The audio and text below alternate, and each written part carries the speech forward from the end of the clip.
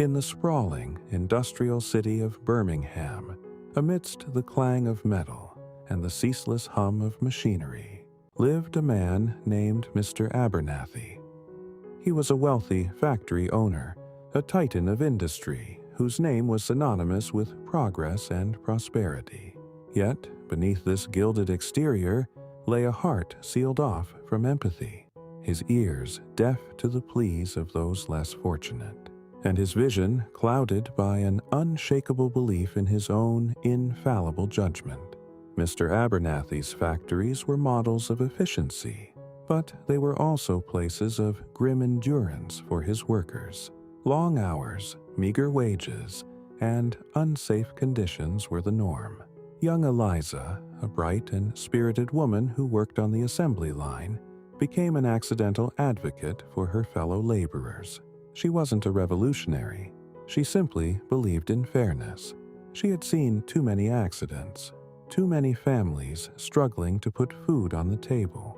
While Mr. Abernathy's fortune grew exponentially, Eliza, along with a few brave colleagues, painstakingly compiled a report detailing the hazardous working conditions and the distressingly low wages. They documented testimonies from injured workers, photographs of crumbling machinery, and comparisons to fairer labor practices in other parts of the country.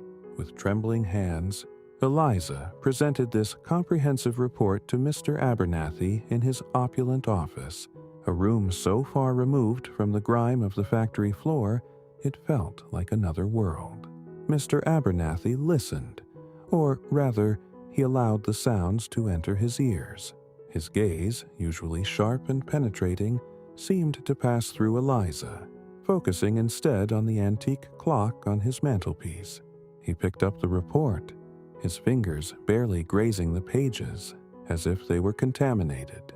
He scanned a few lines, his expression unchanging, a dismissive sneer forming on his lips. "Nonsense, girl," he declared, pushing the document back across the polished mahogany desk. "These are the grumblings of malcontents. My factories provide jobs, stability. If they do not like the conditions, they are free to leave. There are hundreds waiting to take their place." He spoke of market forces, of supply and demand, of the inevitable hardships of industrial growth, as if these were divine laws immutable by human kindness. His voice was firm, unyielding, a pronouncement rather than a discussion. Eliza tried to appeal to his humanity. She spoke of a young father who had lost a hand, of a mother struggling to feed her children on his wages, of the moral responsibility that came with great wealth. She painted vivid pictures of suffering, hoping to pierce through his indifference. She reasoned, she implored, she even pointed out the long-term benefits of a healthy, motivated workforce. But Mr. Abernathy remained impenetrable. His arguments were well rehearsed, his convictions calcified. He saw only numbers, not faces. He heard only complaints, not cries for justice. He believed he was a benefactor, providing for the masses, and any criticism was simply a misunderstanding of his benevolent intent, or worse, an act of ingratitude.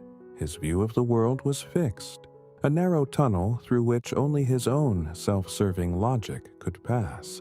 Years passed. Mr. Abernathy continued to amass wealth, seemingly unaffected by the growing unrest around him. Eliza and her colleagues, unable to sway him, eventually took their fight elsewhere, finding success in advocating for change in other, more receptive industries. Mr. Abernathy's factories, however, became infamous.